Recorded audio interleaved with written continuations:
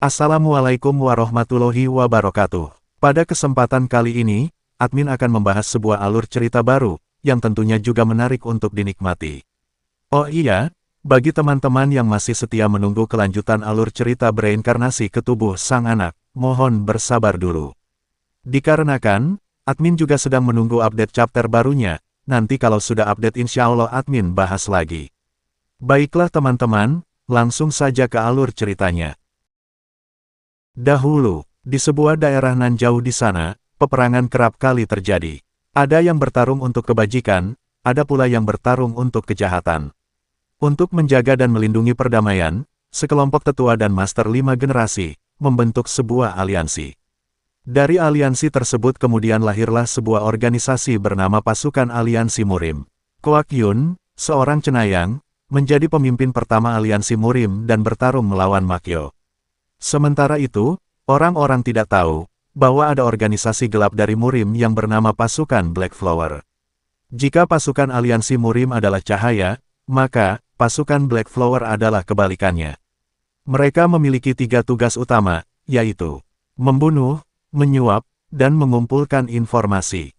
Karena kekuatannya yang amat dahsyat, pasukan Black Flower menjadi organisasi yang paling ditakuti oleh Makyo dan Sapa. Sekedar informasi, Makyo dan Sapa adalah fraksi jahat di dalam dunia Murim. Sosok yang memimpin pasukan Black Flower adalah Jenderal Gui Myeondok. Sosok jenderal bertopeng yang tak pernah diketahui wajah aslinya, hingga sosok tersebut menjadi sebuah legenda.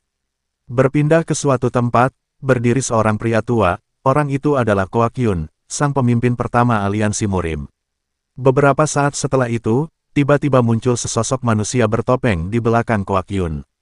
"Master," ucap pria bertopeng sembari berlutut memberi hormat. "Apakah topeng itu masih diperlukan ketika kau menghadapku?" ucap Koak Yun kepada orang tersebut. "Aku tidak melepasnya selama menjalankan misi," jawab Gui Myeondok. "Sudah 20 tahun sejak kau memimpin pasukan Black Flower. Perang dengan Makyo sudah distabilkan, karena itu, pasukan Black Flower tidak diperlukan lagi. Di samping itu, bukankah ini sudah waktunya kau berhenti melakukan hal-hal buruk?" lanjut pemimpin aliansi Murim. "Aku baik-baik saja Master," jawab Gui Myeondok. "Kau sepertinya tidak baik-baik saja," ucap Koak Yun sembari memegang pundak Gui Myeondok. "Apakah ini perintah?" tanya Gui Myeondok. Tak ada sepatah kata pun terucap dari kedua orang itu. Siluet kenangan tiba-tiba muncul dalam benak Myeondok. Dulu, ketika tak ada seorang pun yang menghendakinya, seseorang kemudian datang menghampirinya, mengulurkan tangannya, menerimanya, dan mengajarkan segala sesuatu kepadanya. Sosok itu tak lain adalah pria tua di depannya, orang yang paling dia hormati dan patuhi dalam hidupnya. "Saat ini aku sudah memutuskan untuk membuka sebuah lembaga pendidikan. Ketika kedamaian di Murim tumbuh, maka tujuan utamanya mulai berubah. Saat ini yang paling utama adalah mendidik para murid muda. Master dari aliansi akan diundang untuk membimbing anak-anak itu. Dan kau juga akan jadi seorang guru." Hening suasana beberapa saat, Koak Yun menghela nafas sembari menatap lekat sosok pria bertopeng di depannya. "Ya, itu adalah sebuah perintah," ucap Koak Yun kepada Myeondok.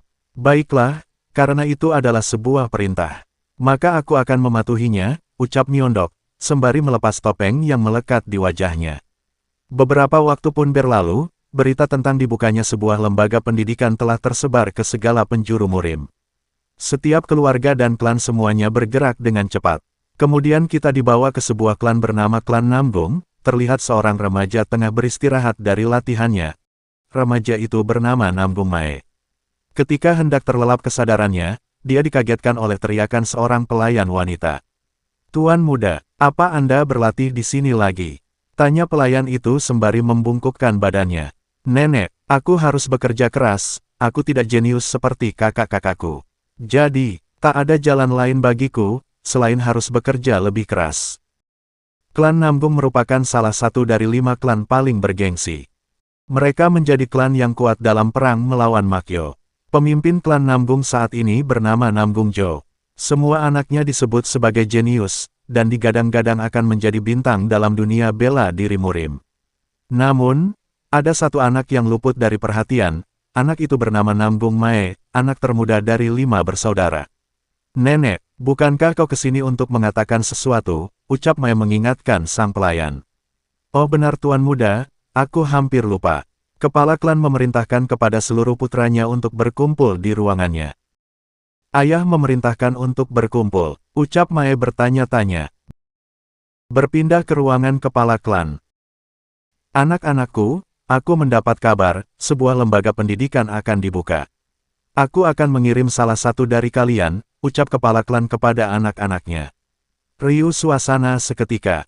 Ayah, izinkan aku menjadi perwakilan dari keluarga kita, ucap Namgung Il sang putra tertua. Tidakkah kau pikir aku lebih baik darimu kakak? Ucap Namgung Seon sang anak kedua. Dan begitulah seterusnya, mereka tak ingin mengalah satu sama lain, namun hanya satu anak yang tak ikut dalam perebutan kesempatan itu, dia adalah Mae, sang putra kelima. Tak percaya diri dia dengan kemampuannya, merasa pula hanya sebagai pelengkap dia rupanya. Sudahlah, sepertinya aku tak penting, gumam lirih Mae, seraya menundukkan kepala. Diam, ucapan kepala klan menghentikan kekacauan itu. Suasana hening seketika, semua orang menyimak dengan saksama. Siapakah kira-kira di antara mereka yang akan terpilih mewakili keluarga? Kau, ucap kepala klan mengangkat tangannya seraya menunjuk ke arah seseorang di depannya. Namgung Mae, pergilah, kau akan pergi ke Baik Mo Koan atas nama keluarga kita. Ucap kepala klan memerintah Mae. Mae tercengang dengan apa yang didengarnya, masih tak percaya dia rupanya. Perhatian saudara-saudaranya terpusat kepadanya, dalam hati mereka tak percaya, kenapa harus Mae? Bukankah dia yang paling tak bertalenta, apa yang ayah lihat darinya, gumam Namgung Il dalam benaknya. Berpindah ke arena latihan klan Namgung. Mae terlihat berdiri dengan sebuah pedang kayu di tangannya, sementara di sisi lain, berdiri sang kakak tertua dengan kuda-kuda bertarungnya. Tanpa aba-aba, Namgung Il kemudian melepaskan salah satu teknik bela dirinya. Sang Ryong Yu Hiji, teriak Namgung Il menyebutkan nama tekniknya. Pendaran cahaya energi melesat ke arah Mae, meretakkan tanah pijakan arena, menyasar tepat di kedua sisi Mae berada. Menyebabkan jeblok mentalnya, jatuh pedang tak terasa dari genggaman tangannya, berdiri mematung tak mampu berbicara. Aku tidak mengerti dengan keputusan ayah untuk mengirimmu atas nama keluarga, ucap Namgung Il sembari menyarungkan pedangnya. Kemampuanmu yang kurang itu, akan mencoreng nama baik keluarga kita, lanjutnya. Kau harusnya menyadari itu, setelah 3 bulan, kau harus kembali ke rumah secara sukarela. Aku akan berbicara kepada ayah saat aku kembali, tekan Namgung Il berlalu pergi. Berpindah depan pintu gerbang akademi, riuh ramai orang-orang di sana. Mae berdiri mematung menghadap gerbang masuk akademi. Terpana dia, melihat banyaknya peserta. Semua orang terlihat tengah sibuk berkenalan dengan peserta lainnya. Mae merasa dirinya adalah yang terlemah di antara orang-orang yang ada di sana. Hingga, seorang gadis rupanya menarik perhatian Mae. Kemudian, dari atas podium, berdiri tegak seorang lelaki kekar dengan pedang besar di tangannya. Mohon perhatiannya, aku adalah Gu Mak Ho. Aku dipanggil oleh asosiasi untuk menjadi guru yang akan mengajari kalian, teriak Gu Mak Ho memperkenalkan dirinya. Riuh suasana seketika, siapa yang tak tahu nama seorang ahli terkemuka. Dengan ciri pedang besar sebagai senjatanya, Gu Mak Ho, pahlawan aliansi yang berperan penting dalam perang menumpas kejahatan.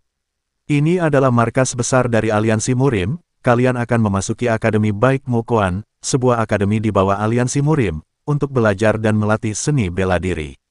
Aku dengan acak telah membagi kalian menjadi beberapa kelompok, sekarang periksalah nama kalian pada daftar, pungkas Gu Mak Ho mengakhiri pidatonya. Akademi Baik Mo Koan dipisahkan menjadi 12 kelas, terinspirasi dari 12 hewan dari distrik 12. Semua orang kemudian mencari nama mereka di papan pengumuman. Mae mendapati dirinya berada di kelas Sa atau kelas ular. Semua orang bergegas menuju kelas di mana mereka berada. Beberapa saat pun berlalu, semua siswa kelas ular telah berkumpul. Tiba-tiba, seseorang melompat dari ketinggian dan mendarat di depan mereka. Seorang murid maju. Maafkan kelancanganku, tapi bisakah aku tahu nama Anda, ucap seseorang kepada orang di depannya. Namaku adalah Yang Jung Hyuk. Bukankah dia adalah master yang sedang naik daun dengan sebutan Little Gemguiro? Bisik salah seorang murid kepada temannya. Dan aku bukanlah guru kalian. Aku hanya datang ke sini sebagai asisten instruktur, ucap Jung Hyuk. Dia kelihatan seperti Grandmaster, jika dia hanya asisten, lalu seperti apa gurunya, gumam Mae dalam hati. Walau hanya 3 bulan, jika aku belajar dari seorang Grandmaster, tentu aku dapat menjadi kuat, dan saudara-saudaraku pasti akan mengakuiku, lanjut Mae dalam hatinya. Guru yang akan mengajari kalian adalah seorang legenda aliansi Murim, dengan tangannya, dia memenggal kepala jenderal pasukan musuh dan membawa kemenangan bagi aliansi Murim. Dia berada di garis depan di medan pertempuran, dan dia adalah satu-satunya orang yang menghentikan pasukan bantuan musuh, jelas Jung Hyuk mendeskripsikan. Komandan dari pasukan Black Flower. Beliau adalah guru kalian, segera ucapkan salam kepadanya, pungkas Jung Hyuk memperkenalkan sosok misterius di belakangnya. Macam-macam hayal memenuhi imajinasi mereka, kala mendengar rentetan torehan pencapaian dari sosok guru di depannya. Ketika telah tiba waktu sosok misterius itu menampakkan diri, alangkah terkejut mereka dibuatnya. Amat berbeda penampakan sosok legenda seperti yang ada dalam prolog awal cerita, berbanding terbalik dari imajinasi liar mereka. Perawakannya kurus, dengan ekspresi lesu pada raut wajahnya. Lihatlah ekspresi para murid itu kala melihat guru di depannya. Tak meyakinkan tampang dari orang di depannya. Dia terlihat sangat lemah, gumam Mae dalam benaknya. Ini adalah Gui Myeondok, dia datang ke akademi atas rekomendasi atasannya, ucap Jung Hyuk memperkenalkan. Pernahkah kalian mendengar pasukan Black Flower? Tanya Jung Hyuk. Mereka terdiam tak ada yang menjawab. Dari belakang, terdengar seorang murid berkata, benarkah dia seorang guru? Bukannya dia terlihat seperti orang sakit, sepertinya dia kesulitan untuk berdiri. Mendengar pembicaraan kurang menyenangkan, Jung Hyuk berteriak. Dia akan menjadi guru kalian, kalian harus memberi hormat. Sembari Jung Hyuk mengeluarkan aura kekuatannya. Tak ayal, semua siswa terduduk dibuatnya. Jika kalian tidak menghormatinya, aku anggap kalian juga tidak menghormatiku. Apa kalian faham? Teriaknya memperingatkan. Mereka semua diam. Di antara para murid kelas ular, rupanya ada beberapa anak dari klan besar, di antaranya Mo Yongbo, seorang anak berbakat dari klan Moyong. Wan Pyo, seorang jenius perwakilan kuil Shaolin. Jegalmi, seorang anak berbakat dari keluarga Jegal. Dan yang terakhir adalah Namgung Mae, dari keluarga Namgung. Semua pandangan tertuju kepada Mae. Rupanya, Mae terkenal di mata orang-orang bukan karena bakatnya, melainkan Mae merupakan aib bagi keluarga Namgung. Baiklah, kita cukupkan untuk hari ini, silahkan kalian kembali ke asrama, dan tunggu pengumuman kelas selanjutnya, ucap Jung Hyuk mengakhiri kelas. Beberapa saat pun berlalu, semua siswa telah sampai di asrama. Tanpa beristirahat, Mo Yongbo langsung bermeditasi.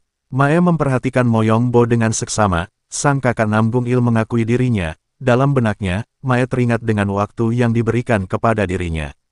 Mae juga ingin dirinya diakui oleh kakak-kakaknya. Tanpa pikir panjang, Mae kemudian mengambil pedang lalu bergegas menuju halaman untuk latihan. Aku harus mengetahui kemampuanku dalam waktu kurang dari 3 bulan, ucap Mae dalam hati sembari melangkah pergi. Hari-hari pun berganti, Mae tetap gigih berlatih untuk membuktikan diri. Tak terasa seminggu pun berlalu, akhirnya waktu kelas berikutnya pun tiba, semua siswa kembali berkumpul. Perhatian semuanya, Mo Yongbo, Jegalmi, Won Pyo dan Yul Ryong, kecuali yang kusebutkan, semuanya gagal. Segera kemasi barang-barang kalian, ucap Gui Myeondok sembari melemparkan daftar nama mereka. Semua orang terperanjat mendengar pengumuman itu.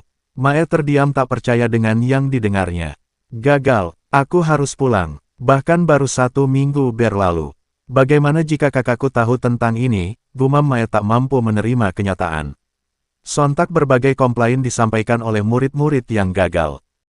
Aku telah memperhatikan kalian selama seminggu terakhir. Kebiasaan, kepribadian, bahkan gaya hidup kalian, aku tahu banyak hal. Mereka yang lolos adalah mereka yang memberikan tanda dan mengetahui kalau ada seseorang yang mengawasi mereka. Sekarang apakah kalian sudah mengerti? Lanjut Myeondok menjelaskan. Kau tak pernah bilang kalau itu semua adalah tes, ini tidak adil, teriak salah seorang siswa. Baiklah, jika itu menurut kalian tidak adil, aku akan memberikan 1 kali lagi kesempatan, kalian harus berlatih tanding dengan asisten instruktur, jika ada dari kalian yang bisa memberikan 1 sentuhan, maka kalian akan lulus. Sial, apa bedanya dengan dikeluarkan? Ini sama saja dengan mustahil, ucap salah seorang murid. Akan tetapi, sepertinya ini adalah satu-satunya jalan keluar, ucap murid yang lain. Yang harus aku lakukan hanyalah memukulnya saja bukan? Walau ini terlihat mustahil, tapi inilah satu-satunya peluang, gumam Mae sembari mengepalkan tangannya. Semua orang pun telah bersiap untuk melakukan sparring. Ini sangat mengganggu. Cepatlah, kalian majulah bersamaan, ucap Jung Hyuk meremehkan. Semua orang pun maju dengan segenap kemampuan mereka. Namun, hanya dengan ledakan energinya, Jung Hyuk mampu mementalkan mereka semua. Semua teknik telah mereka kerahkan, namun amat besar jarak kemampuan mereka, tak ada satupun gerak serang kombinasi dapat mengenai targetnya. Dengan pengamatan ketat, akhirnya Mae menemukan celah dari musuh di depannya. Dengan segenap kemampuan yang dimiliki, dia hujamkan pedang di tangannya, dilanjutkan berbagai gerak tebas diluncurkannya, hingga kesempatan emas itu pun tiba, sekuat tenaga dia julurkan lengannya, berusaha mencapai satu-satunya harapan pengakuan dari saudaranya. Dengan sekuat tenaga, segenap sisa energinya, dia kerahkan semuanya. Dan tiba-tiba, Jung Hyuk telah berdiri tegak di atas kepalanya. Gagal total segala strateginya. Baru saja 2 jam berlalu, apakah kalian semua sudah menyerah, ucap Jung Hyuk kepada para lawan sparringnya. Terlihat amat lelah para murid di depannya, tampak putus asa mereka rupanya. Ini benar-benar mustahil, dia terlalu kuat, aku rasa, kita sebaiknya menyerah saja, ucap salah seorang kepada teman-temannya. Suasana tiba-tiba hening seketika. Melihat semua orang telah kelelahan, Bui Myeondok angkat bicara. Jadi, sekarang kalian, belum, teriak Mae menyela perkataan calon gurunya. Dengan tubuh nyaris tak mampu berdiri, gemetar kedua tangan memegang pedangnya, Mae berkata. Aku tak bisa berhenti di sini, lanjut Mae dengan lantang. Jung Hyuk sedikit memandang lekat Mae, memperhatikan dirinya. Dia tidak menyerah, tapi nafasnya berantakan, jelas itu menandakan bahwa dia kehabisan tenaga. Kenapa dia tidak menyerah, gumam Jung Hyuk dalam hatinya. Dalam hati Mae berpikir keras, bagaimana kiranya agar dia mampu paling tidak menyentuhnya. Orang di depannya mampu menghindari setiap serangannya, membaca pergerakannya. Ayo berpikir Mae, paksa Mae mencari jalan keluar. Kalau begitu, kecepatan merupakan kuncinya, aku akan mengerahkan tenaga dalamku ke dalam gerak kakiku, gumam Mae sembari menyerang secepat kilat. Terkadang, menyerah adalah pilihan yang tepat, ucap Jung Hyuk sembari menghindari serangan Mae. Walaupun Mae mengerahkan segenap kemampuannya, namun masihlah nihil perjuangannya, segala serangan Mae dapat dihindari, bahkan jika hanya setengah senti. Tenaga dalamku, aku perlu menggunakannya lebih banyak. Ayahku pernah berkata untuk tidak menggunakannya lebih dari ini. Tapi jika begini, aku akan gagal. Maafkan aku ayah, demi harapanku, aku harus melakukannya. Pada titik ini, di mana pengharapan telah nyaris terhapuskan, Mae mendorong dirinya ke titik di mana itu merupakan ambang batas kemampuannya. Nanggung Mae, menyerahlah sekarang, ucap Jung Hyuk sembari menoleh. Betapa terkejutnya dia, melihat pemandangan di depannya. Apa yang terjadi dengan anak ini, gumamnya. Terlihat, sebuah pancaran energi ungu meledak menyelimuti tubuh Mae, bak Naruto versi lain Mae kali ini. Ganas nan badas penampakannya, hilang pula tampaknya akal kesadarannya, mengerang bak serigala dia. Kemudian kita dibawa pada masa lalu nanggung Mae. Saat itu, Mae kecil sedang berulang tahun. Tiba-tiba datang seseorang menghampirinya, menawarkan sebuah benda seperti permen. Mae yang kala itu tak tahu apa-apa akhirnya memutuskan untuk memakan benda itu. Dan balaknya, akibat kelakuan sembrononya, Mae nyaris kehilangan nyawa. Murka tentu saja, kepala klan memerintahkan seluruh pasukannya untuk menemukan pelakunya, namun, karena saking banyaknya tamu pada hari itu, mustahil kiranya menemukannya. Rupanya, benda yang ditelan Mae merupakan racun Sangong, sebuah racun yang dapat menyebabkan seseorang tak akan dapat belajar atau menggunakan seni bela diri. Dengan susah payah, kepala klan berusaha menghentikan penyebarannya. Langkah cepat yang dilakukan kepala klan nampaknya membuahkan hasil. Berkumpul akhirnya racun itu di sebagian meridiannya, namun Mae tidak dapat menggunakan seluruh tenaga dalamnya. Jika sampai Mae menggunakan tenaga dalamnya secara berlebihan, maka, racun yang dengan susah payah ditekan, akan menjadi liar, seperti yang kita lihat pada Mae saat ini. Mae kemudian menyerang dengan kekuatan liarnya. Jung Hyuk dan seluruh orang yang ada di sana terbelalak dibuatnya. Kecepatan serangan Mae berlipat ganda, bukan hanya itu, keakuratannya juga semakin tinggi. Bui Myeondok menyadari ada yang lain dalam diri Mae. Jung Hyuk tersenyum melihat perubahan pada diri Mae. Menarik, Kecepatan dan keakuratannya meningkat berlipat ganda, sepertinya aku harus serius kali ini, gumam Jung Hyuk dalam hatinya. Sementara itu, Mae terus-menerus menyerang, tak ada lagi dalam dirinya kecuali kemenangan adalah satu-satunya peluangnya. Hingga ketika kedua orang itu hendak beradu serangan, Bui Myeondok tiba-tiba sudah berada di antara mereka. Oke teman-teman, sampai di sini dulu alur ceritanya. Sampai jumpa pada episode berikutnya, semoga kalian terhibur. Assalamualaikum warahmatullahi wabarakatuh.